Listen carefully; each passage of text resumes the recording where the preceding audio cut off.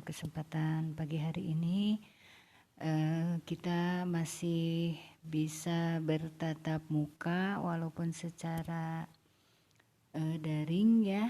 Mudah-mudahan kalian juga dalam kondisi sehat walafiat, tetap semangat dalam mempelajari atau dalam menempuh pembelajaran di pagi hari ini ya. Oke, untuk pagi hari ini pelajaran sosiologi akan bertemu dengan materi yang baru ya, yaitu berkaitan dengan dampak positif dan dampak negatif perubahan sosial ya. Nah, kalau kemarin terakhir itu berkaitan dengan faktor internal dan faktor eksternal terjadinya suatu perubahan sosial ya. Nah, namun dalam materi pagi hari ini sebelumnya Ibu akan menyampaikan dulu ya faktor pendorong dan faktor penghambat perubahan sosial ya. Tolong kalian perhatikan, simak baik-baik supaya kalian bisa mengambil ringkasan atau ringkasan materi atau rangkuman dari materi yang baru ini ya. Oke. Dampak faktor pendorong ya perubahan sosial. Di sini ada pertama adalah kontak dengan kebudayaan lain ya. Nah, dengan kontak dengan kebudayaan lain ini menimbulkan suatu proses difusi gitu ya. Nah, difusi itu adalah proses penyebaran unsur-unsur kebudayaan dari individu kepada individu lain atau dari satu masyarakat ke masyarakat lain. Sehingga pada saat ada suatu penemuan baru yang telah diterima oleh masyarakat, contohnya misalnya ya penemuan alat transportasi atau alat komunikasi, maka pada saat penemuan baru itu diterima, maka akan dapat dengan mudah diteruskan dan disebarkan secara luas kepada masyarakat dengan cepat gitu ya, dan dengan luas juga tentunya. Nah, itu karena kontak dengan kebudayaan lain. Begitupun kontak dengan misalnya budaya atau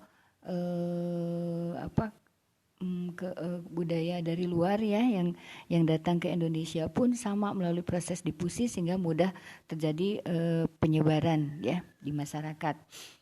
Oke, yang kedua dengan adanya sistem pendidikan formal yang maju pun ini adalah faktor yang mendorong terjadinya perubahan sosial. Mengapa?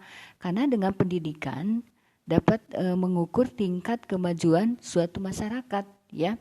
Tentunya pendidikan ini menjadi suatu indikator gitu ya. Kalau pendidikannya tinggi, pendidikannya maju, maka akan membawa kepada kemajuan pada suatu negara, pada suatu masyarakat atau negara itu sendiri ya.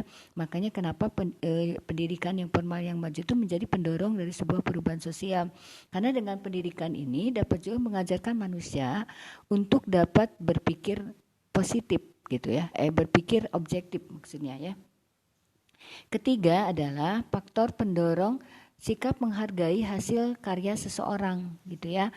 Nah, ini artinya bahwa pada saat kita di masyarakat ya saling menghormati ya, salah satu dengan menghargai karya orang lain, ini contohnya adanya pemberian hadiah atau awards gitu ya kepada masyarakat yang berhasil menciptakan suatu perubahan atau penemuan baru. Dengan adanya hadiah dapat mendorong seseorang untuk melakukan perubahan gitu ya. Jadi adanya suatu apresiasi mungkin maksudnya ya, siapapun gitu ya. Misalnya di tingkat sekolah pun sama ya, ada award apabila muridnya memiliki suatu karya gitu ya, suatu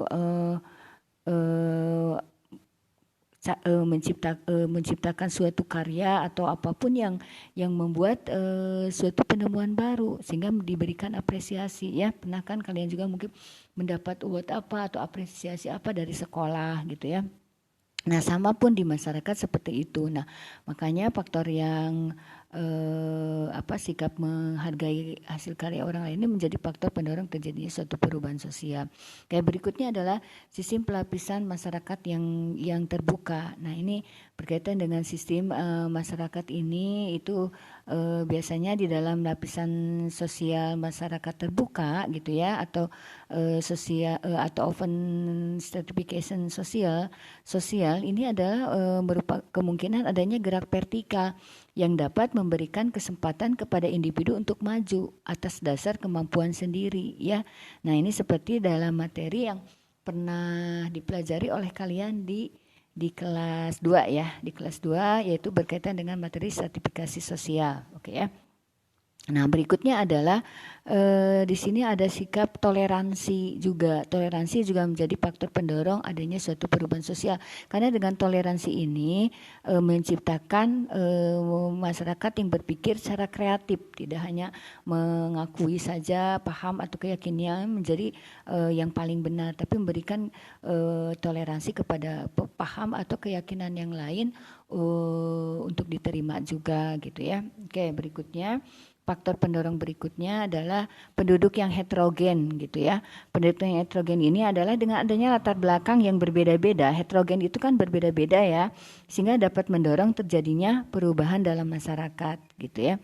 Nah, terus berikutnya adalah orientasi ke masa depan. Orientasi ke masa depan ini adalah mendorong masyarakat untuk selalu berpikir maju dan mendorong terciptanya penemuan-penemuan baru yang disesuaikan dengan perkembangan zaman. Ya, sebagai contohnya adalah misalnya penemuan-penemuan baru yang bisa memajukan suatu masyarakat gitu ya. Misalnya di pedesaan dengan ditemukannya alat pertanian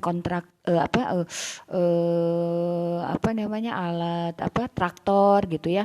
Nah, itu juga kan sehingga membuat masyarakat sekitarnya petani sekitarnya menjadi lebih berhasil guna dengan menggunakan alat penemuan baru tersebut gitu ya, sehingga selalu memiliki keinginan untuk maju ke depannya, bukan malah sebaliknya, bukan mundur ke belakang, tapi selalu memiliki keinginan untuk maju ya, orientasi ke masa depan gitu ya, sehingga meningkatkan masyarakat lebih semangat untuk lebih maju lagi.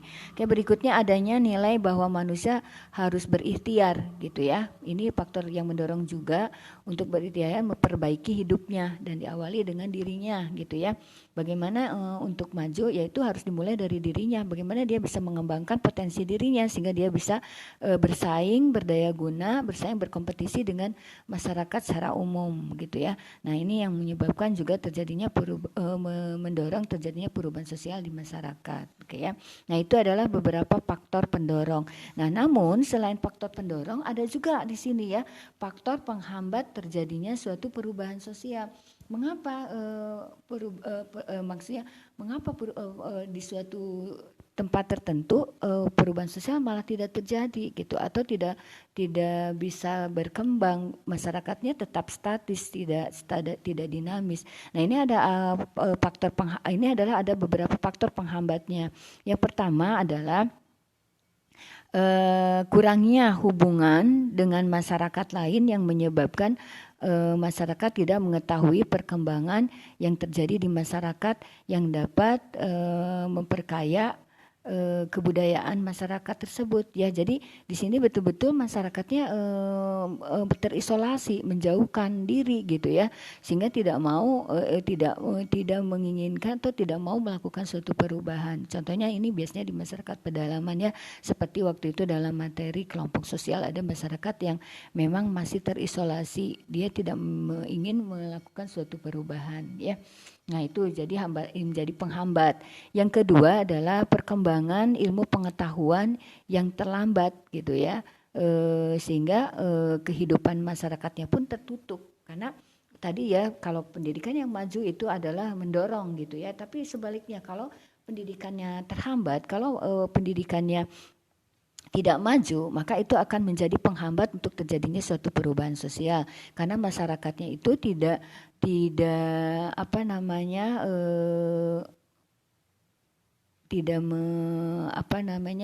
tidak cenderung memiliki keinginan yang terbuka gitu ya terhadap satu perubahan. Yang ketiga, sikap masyarakat yang yang masih mengagungkan tradisi masa lampaunya, cenderung konservatif. Ya, itu mungkin termasuk dengan yang tadi mungkin ya, makanya dia mengisolasi masyarakatnya, tidak mau mengalami suatu perubahan karena memang dia konservatif, pemegang teguh gitu adat istiadat yang menjadi pedoman hidupnya gitu ya. Misalnya masyarakat Baduy, masyarakat Kampung Naga, atau juga masyarakat yang sangat di pedalaman, misalnya masyarakat suku Dani gitu ya. Nah itu beberapa yang memang dia tidak mau mengaku perubahan karena masih memegang teguh tradisi gitu ya, memegang kuat tradisi yang cenderung konservatif gitu ya. Oke, berikutnya adalah adanya kepentingan. Di sini adanya kepentingan yang sudah tertanam kuat, yaitu vested interest ya. Maksudnya apa? Adanya vested interest ini yaitu masyarakat terdiri dari atas beberapa kelompok. Namun di sini ada yang sekelompok individu yang ingin mempertahankan dan mewujudkan tujuan kelompoknya, maka dia itu berusaha keras untuk mempertahankan posisi dalam masyarakat tersebut ya. Biasanya ini berkaitan dengan tokoh-tokoh masyarakat yang sudah dianggap sebagai pendahulu gitu ya, atau tokoh masyarakat yang sudah dianggap sulit untuk dilakukan pergantian.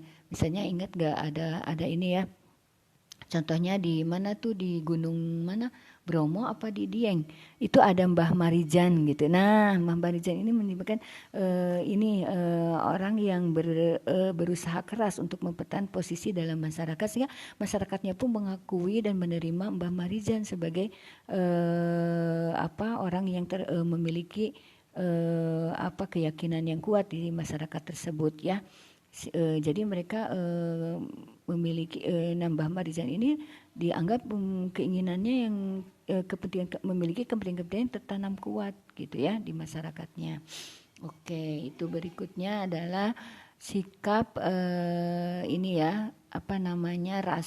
sikap atau rasa takut akan terjadinya kegoyahan pada sebagian kebudayaan, yaitu sama ya, berkaitan dengan yang barusan, dengan tetap memiliki kepentingan yang tertanam kuat ya, berpikir konservatif. Ini karena ada rasa takut goyah gitu ya kebudayaannya, sehingga tidak mau menerima kebudayaan yang baru. Nah ini adalah penghambat dari suatu perubahan sosial gitu ya. Oke, berikutnya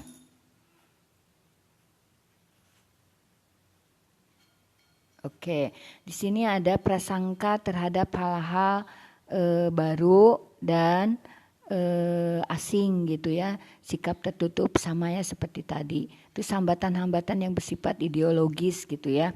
Nah, yang ini bersifat ideologis ini yaitu ada kalanya harus bertentangan gitu ya, ideologi yang dianut oleh masyarakat gitu ya. Apabila perubahan yang akan dilakukan bertentangan, maka proses perubahan itu tidak akan dapat dilakukan karena merasa tidak boleh, tidak harus melakukan perubahan itu karena takut bertentangan dengan ideologis atau keyakinan yang sedang diyakini oleh masyarakat tersebut.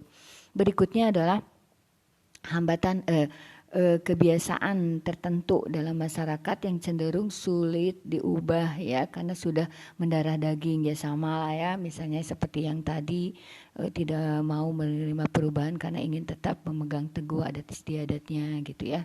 Oke, berikutnya adalah nilai bahwa hidup pada hakikatnya buruk dan tidak mungkin diperbaiki gitu. Itu ada nilai ya, sebagian masyarakat menganggap bahwa ya udah ini takdir gitu.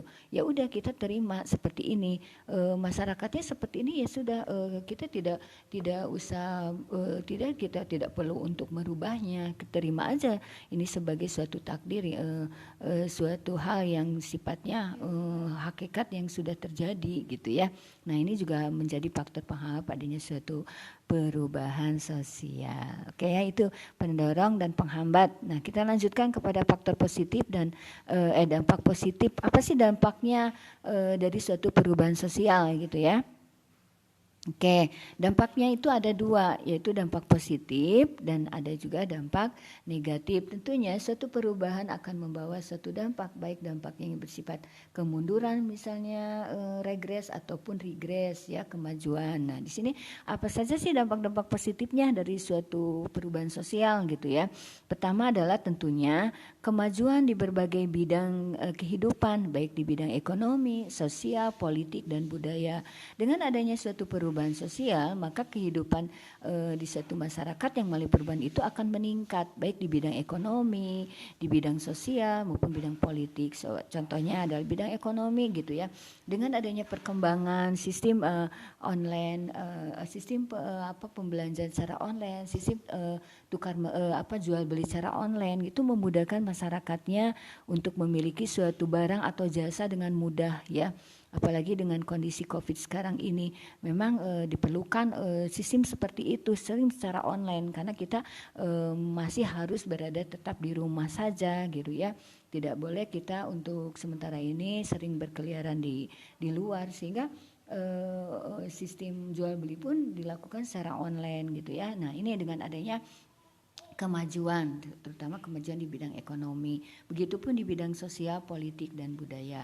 Yang kedua adalah muncul nilai dan norma baru ya. Setelah adanya perubahan sosial yang terjadi di masyarakat, yakin tentunya pasti akan adanya muncul nilai dan norma baru yang sesuai dengan perkembangan zaman. Misalnya contohnya misalnya seperti ini ya. Dulu gitu ya, bahwa yang namanya seorang ibu, seorang istri itu misalnya cukup di rumah saja mengurusi anak-anaknya, mengurusi rumah tangganya. Namun dengan perkembangan zaman, maka muncul nilai baru gitu ya. Nilai baru maupun norma baru yang dianggap bahwa perempuan harus maju juga dengan adanya emansipasi yang terjadi pada era modernisasi dan globalisasi ini. Perempuan tidak melulu harus di rumah gitu ya. Perempuan tidak harus selalu mengurusi anak, tapi perempuan juga bisa berkembang, berpartisipasi dalam masyarakat gitu ya. Itu kan muncul juga gitu ya sebagai suatu nilai yang baru, sehingga banyak yang seorang perempuan pun ingin memiliki pendidikan yang lebih maju, memiliki pendidikan lebih tinggi, dan akhirnya pendidikan itu bisa dikembangkan lewat karirnya. Namun walaupun titip pesan ibu kepada kalian ya, yang perempuan, kalaupun memang ingin maju, silakan maju. Padahal pada saat sudah memiliki kewajibannya sebagai istri dan sebagai anak, tetap itu yang harus diperhatikan dan dinomorsatukan dengan izin dari suami ya. Apakah kalau memang ingin bekerja apakah diizinkan gitu ya, ataukah ingin anaknya diasuh oleh yang mengasuh, atau mungkin di sini tenaga pengasuh ya, babysitter, itu atas kesepakatan dengan suami gitu ya. Itu pesannya. Nah, itu adalah menjadi suatu nilai baru ya, adanya emansipasi wanita. Walaupun dulu sebetulnya perempuan harus di rumah saja ya, muncul kan nilai baru ya. Oke, berikutnya adalah perkembangan lembaga sosial baru dalam masyarakat tentu ya. Sekarang berkembang berbagai komunitas-komunitas gitu ya, lembaga-lembaga yang sifatnya untuk menciptakan suatu sistem nilai norma yang mempermudah untuk melengkapi atau menjalankan kebutuhan hidup masyarakat atau manusia, sehingga muncul di sini lembaga-lembaga sosial yang baru ya. Oke, berikutnya adalah kemajuan teknologi di berbagai bidang kehidupan tentunya gitu ya. Teknologi sekarang jauh berkembang pesat ya. Teknologi bidang transportasi, teknologi bidang komunikasi, teknologi pendidikan dengan adanya sistem online, PJJ, daring dan sebagainya, itu adalah suatu bentuk kemajuan di bidang teknologi dalam berbagai bidang kehidupan ya. Oke, berikutnya adalah kemudahan dalam menjalin komunikasi. Tentunya dengan adanya perubahan sosial sekarang ini, kita bisa berkomunikasi tanpa ada batas waktu dan batas wilayah ya, batas waktu artinya dengan mudah kita bisa melakukan komunikasi dengan siapa saja, baik yang ada di luar kota, di luar negara gitu ya, bahkan di berbagai benua gitu, memudahkan ya untuk berkomunikasi. Terus tidak dibatasi ruang ya, kita bisa dengan mudah berkomunikasi dengan teman kita yang di Jepang, teman kita yang di Amerika gitu ya. Nah ini karena mungkin diikuti dengan adanya penemuan baru satelit ya. Ini yang dimaksud dengan tadi ya, penemuan teknologi di bidang komunikasi ya, sehingga memudahkan kita untuk berkomunikasi dengan siapapun juga tanpa dibatasi ruang dan waktu gitu ya. Oke, berikutnya adalah kemudahan dalam terbentuknya struktur sosial baru. Oke, tentunya ya. Nah, ini struktur sosial baru ini, struktur sosial ini dipelajari di kelas 2 ya. Nah, dengan adanya terbentuknya struktur sosial baru ini mungkin tadi ya bisa dijelaskan sama dengan berkembangnya lembaga sosial baru dalam masyarakat sehingga menimbulkan tatanan susunan sosial di masyarakat berkembang gitu ya. Nah, itu dampak positifnya dari adanya suatu perubahan sosial ya. Namun dari dampak positif juga terdapat juga dampak negatif dari sebuah perubahan sosial atau regresnya gitu ya kalau di dalam bentuk-bentuk. Ya, apa saja sih dampak negatif dari suatu perubahan sosial gitu ya. Nah, oke. Oke, di sini ada ya. Coba lihat kalian gambar di sini ya. Oke, gambar di sini apa coba? Oke, banyak sekali, padat sekali itu kendaraan ya, kendaraan baik mobil maupun motor jalan sehingga tidak ada lagi ruang gitu ya untuk pejalan kaki, semua dipenuhi oleh kendaraan. Tentunya ini adalah situasi yang terjadi di kota ya, kota-kota besar ini ya, di jalan-jalan raya yang padat pengguna kendaraannya ya, itu kemacetan ya. Nah, jadi kemacetan ini juga ini di sini ya menjadi suatu dampak ya negatif dari adanya suatu perubahan sosial. Mungkin ini dengan adanya urbanisasi gitu ya. Oke, apa saja sih sebetulnya dampak negatif perubahan sosial ya? Yaitu misalnya di sini terjadinya dampak negatif, terjadinya konflik sosial ya. Konflik sosial baik yang terjadi secara vertikal maupun horizontal ya. Materi konflik sosial ini sudah kalian pelajari ya di kelas 2 ya. Bagaimana terjadinya konflik karena ada suatu usaha perjuangan untuk mendapatkan suatu kedudukan atau suatu posisi sehingga menghalalkan berbagai cara gitu ya. Nah, ini bisa saja konfliknya bisa terjadi konflik antar suku, konflik agama gitu ya. Nah, ini juga menjadi dampak dari adanya suatu perubahan sosial di masyarakat, bisa menimbulkan konflik gitu ya.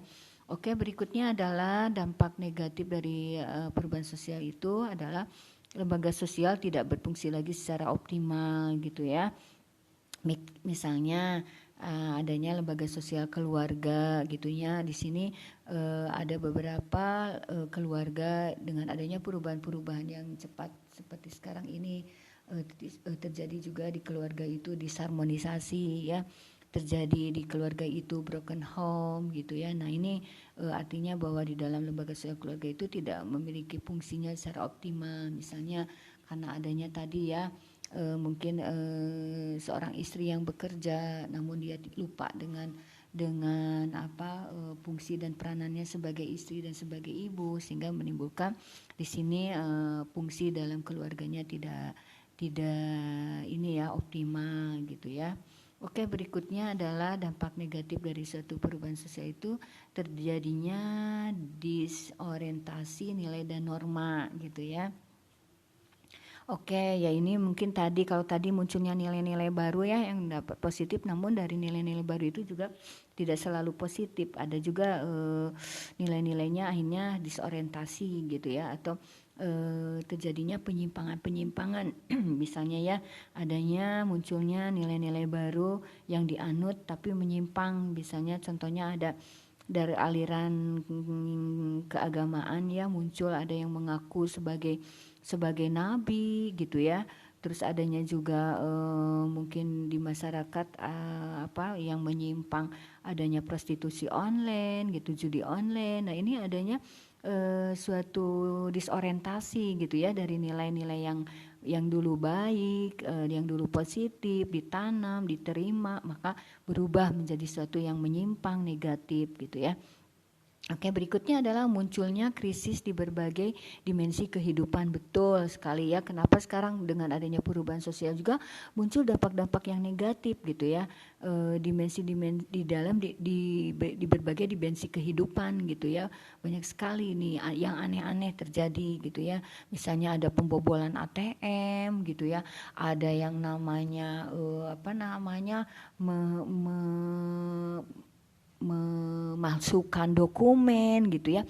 Nah ini adalah muncul hal yang sifatnya negatif gitu ya dari dimensi kehidupan, atau sekarang munculnya juga kriminalitas yang begitu berkembang gitu ya. Kriminalitas itu sekarang udah berbagai modus gitu ya terjadi, banyak sekali motifnya dalam kriminalitas tersebut ya. Nah ini adalah dampak negatif dari adanya perubahan sosial. Berikutnya adalah terjadinya kerusakan lingkungan. Wah pasti tentunya ya, seperti gambar ini. Gambar ini pasti apa? Coba dampaknya kepada lingkungan sekitar. Tentunya terjadinya polusi ya, dengan banyaknya pengendara, maka akan timbul juga lingkungan menjadi kotor dengan adanya polusi dari bahan bakar gitu ya. Belum ada juga polusi dengan berdirinya industrialisasi ya, pabrik-pabrik itu pun sama menimbulkan polusi udara kepada lingkungan ya.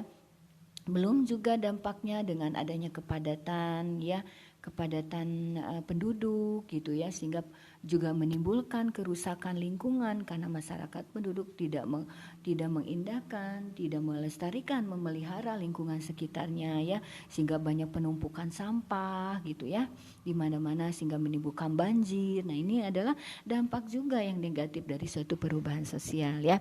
Berikutnya adalah di sini terakhir timbulnya penurunan kualitas hidup. Oke, pasti ya dengan adanya berbagai tadi ya, munculnya krisis di berbagai dimensi kehidupan, ini akan juga memunculkan timbulnya penurunan kualitas hidup gitu ya. Oke, yang dulu misalnya kualitas hidup kita alamnya masih bersih, masih alami, masih sehat, masih udaranya cukup sehat untuk dihirup oleh kita, tapi sekarang sudah tidak lagi sehat, sehingga banyak lagi timbul berbagai penyakit gitu ya, sehingga kualitas kesehatan hidup masyarakatnya pun menurun, usia juga semakin menurun, banyak yang usia masih muda sudah terjangkit oleh berbagai penyakit, bisa dari pola makan gitu ya, kurang menjaga kesehatan, kurang berolahraga, banyak merokok misalnya. Nah itu juga sama menimbulkan kualitas hidup gitu ya. Beda dengan dulu ya, udaranya masih sehat, banyak usianya sampai usianya cukup lumayan, diberikan jatah hidupnya cukup lama gitu ya. Tapi sekarang banyak sekali yang masih muda sudah terkena berbagai penyakit sehingga menimbulkan tingkat kematian yang tinggi di usia muda. Nah ini ya hal-hal yang sifatnya menurunkan kualitas hidup ya. Oke, itu sehingga dari berbagai dampak negatif tersebut banyak sekali menimbulkan hal-hal yang sifatnya merugikan gitu atau regres dari suatu masyarakat ya. Nah itu barangkali ya dampak-dampak negatif yang bisa Ibu sampaikan maupun dampak-dampak positif yang bisa Ibu sampaikan di kesempatan materi pagi hari ini gitu ya. Oke, untuk hari ini tidak ada tugas ya, kalian bebas tugas, cukup kalian mungkin rangkum gitu ya tugasnya, kalian ambil yang penting-pentingnya, kalian pahami sehingga kalian bisa memahami materi dari dampak positif dan dampak negatif dari adanya suatu perubahan sosial ya.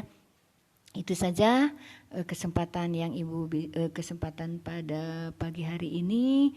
Mudah-mudahan kalian tetap semangat walaupun masih dalam kondisi PJJ gitu ya. Mudah-mudahan kalian bisa diberikan kekuatan untuk bisa menjalankannya. Terima kasih. Assalamualaikum warahmatullahi wabarakatuh.